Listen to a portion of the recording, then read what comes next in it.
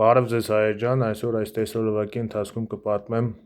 Հայաստանը հայկազուն երվանդուների իշխանության ներքո Քրիստոսից առաջ 612-ից 331 թվականներին։ Մինչև այդ ասեմ, բաժանորդագրվեք իմ այս YouTube-յան ալիքին, լայքեր թողեք, մեկնաբանություններ թողեք տեսօրովակի տակ եւ հետաքրքիր դիտում ձեզ։ Ըստ Մովսես խորանացու Քրիստոսից առաջ 7-րդ դարի առաջին կեսին Սկայորդու գլխավորությամբ լեռնաշխարհի հարավ-արևմուտքում ստեղծվել էր մի իշխանություն, որը համապատասխանում էր սեպագիր աղբյուրների համաձայն Արմեն-Շուպրիայի պետական կազմավորման հետ։ Քրիստոսից առաջ 681 թվականին Աստորեստանի Սենեքերիմ կամ Սինախերիբ արքայի որդիները Սարնսարը կամ Սանասարը և Անդրամելեքը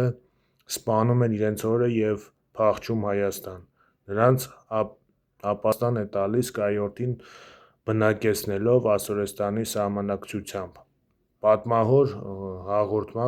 հաղորդման համաձայն Սկայորդի որդին պարույրը միավորում է Վանա լճից մինչև Եփրատ ընկած ողջ տարածքը և դաշին կնքում Մարաստանի, Մեդիա և Բաբելոնի հետ ընդդեմ Աստորեստանի։ Քրիստոսից առաջ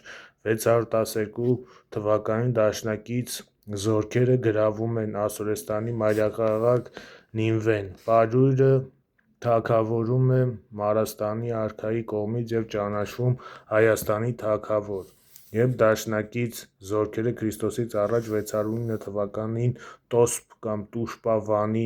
շրջանում արշավում են դեպի Աստորեստանի առաջին հենակետ Կարքեմիշ, Վանն արդեն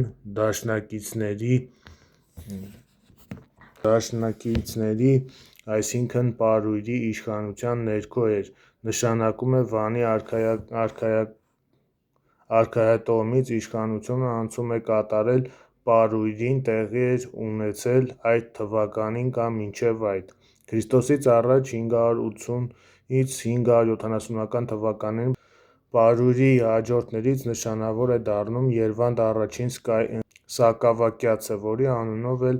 հայկազունների մի ճյուղը հանդիսացող արքայատոհմը գիտության մեջ ստեղծել է և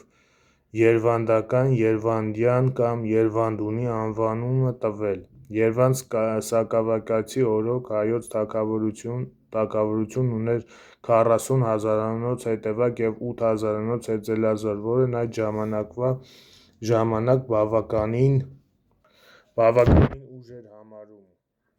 Թագավորության սահմանները հյուսիս-արևելքում հասնում է Կուր գետ, հյուսիս-արևմուտքում Սև ծով, արևելքում Մարաստան, իսկ հարավում հյուսիսային միջագետք։ Երվանդ Սակավակյացը Մարաստանի արքա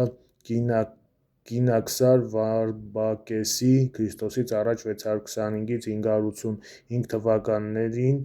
դեմ պատերազմում անհաջողություն կրելով պահպանել էր իր թագավորությունը, սակայն ստիպված ճանաչել էր մարական գերիշխանությունը։ Կարճ ժամանակ անց, արդեն Աժդահակ Աստիագեսի Քրիստոսից առաջ 585-ից 550 թվականների օրոք նա ապստամբում է Մարաստանի դեմ։ Ապստամբությունը ձախողվում է, և հայոց արքան ընտանիքը ընկնում է մարական արքունիքի ծուղակը։ Այն հարցին, թե որն էր ապստամբության դրդապատճառը, հայոց արքան հպարտությամբ պատասխանում է. «Ես ազատություն էի ձգտում, քանզի լավ էի համարում, որ ինքս ազատ լինեմ և որդիներիս ազատության մեջ թողնեմ»։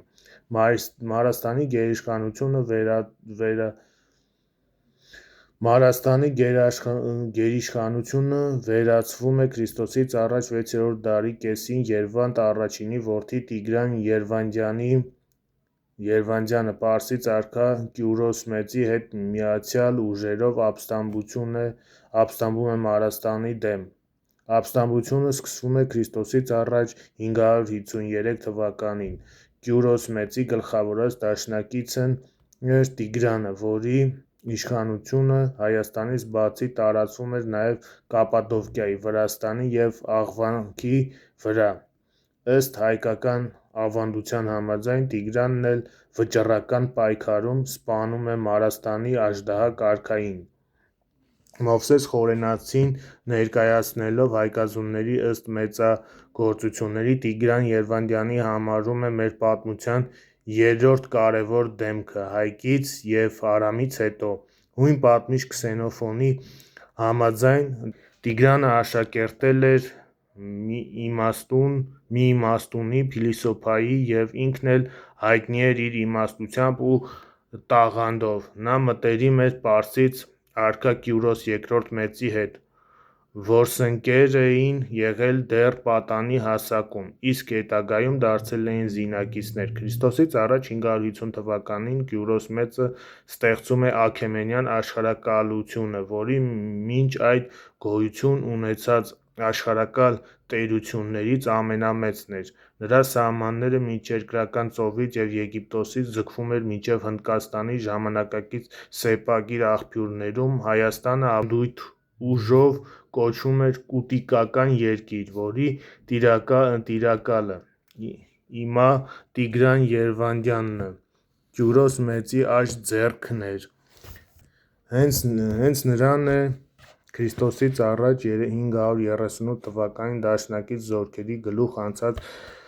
գրավում Բաբելոնը, որից հետո հայոց արքան լինելուց բացի դառնում է նաև Աքեմենյան տերության արևմտյան կեսի փոխարքա։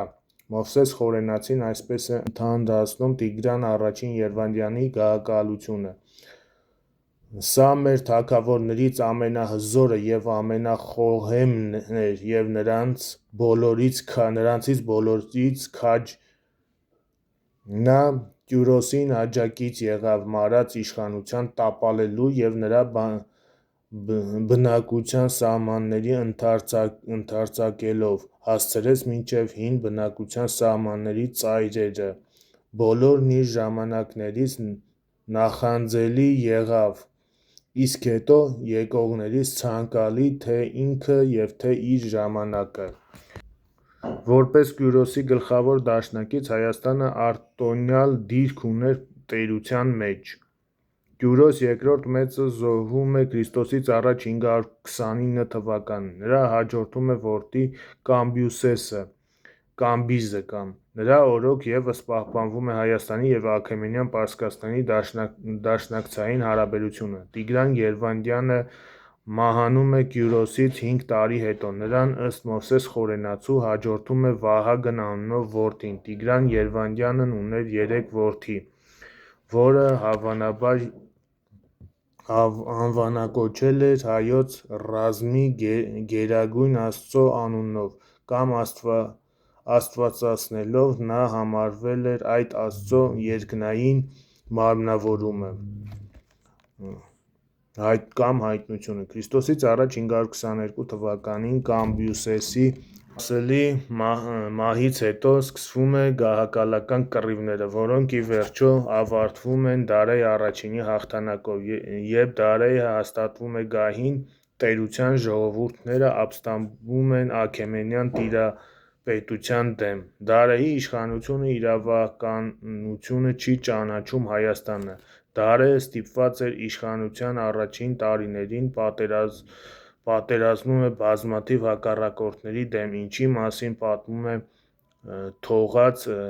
Բեհիստանյան եռալեզու արձանագրությունը։ Արձանագրության պարսկերեն բաժնում Հայաստանը կոչվում է Արմինիա,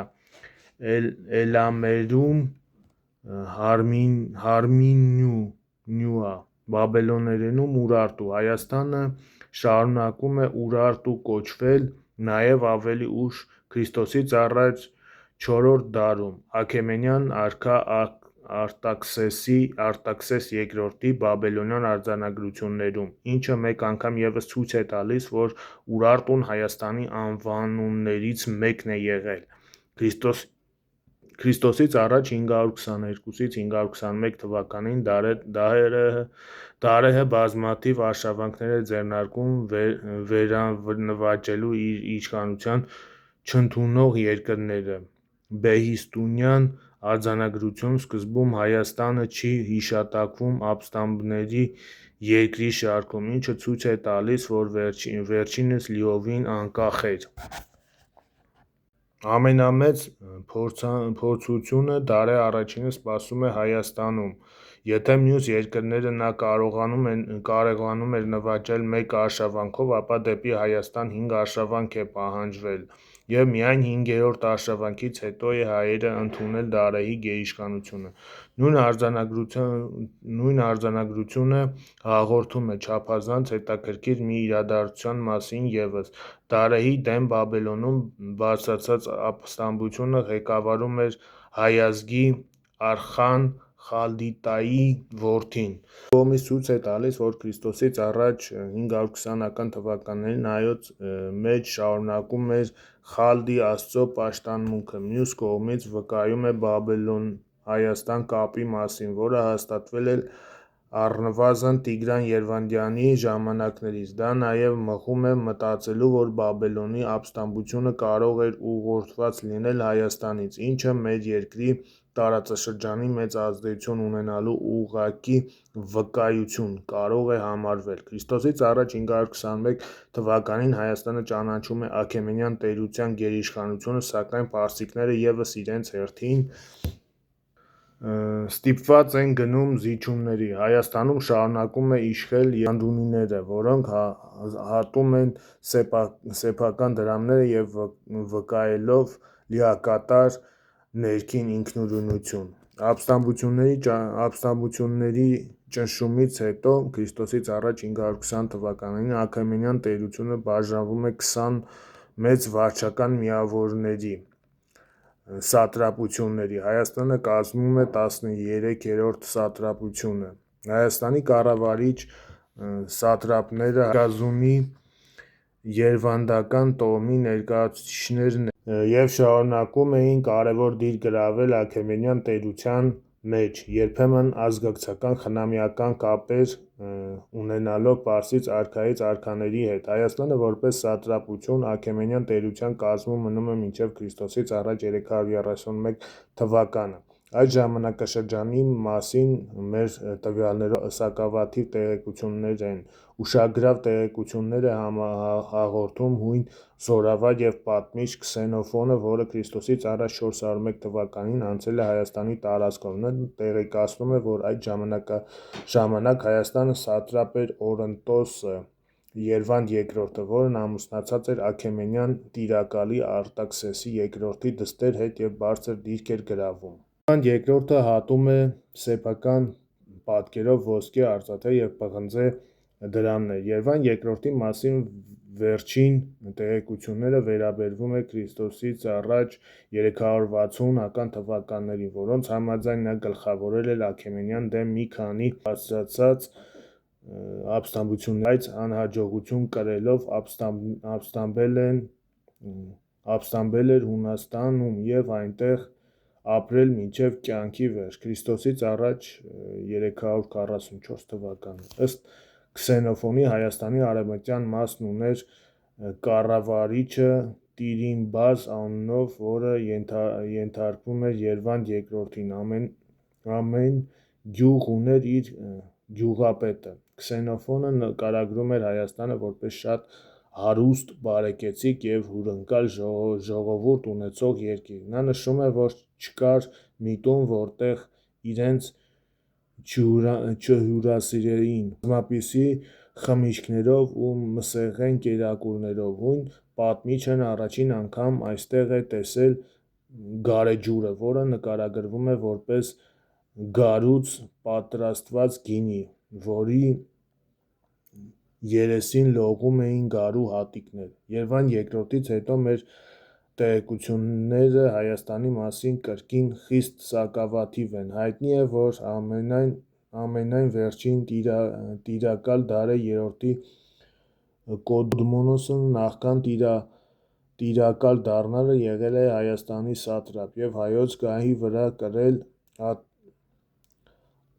Արտաշատ անվանումը։ Ք.ա. 336 թվականին նա դառնում է ողջ Աքեմենյան տերության տիրակալ, իսկ Հայաստանի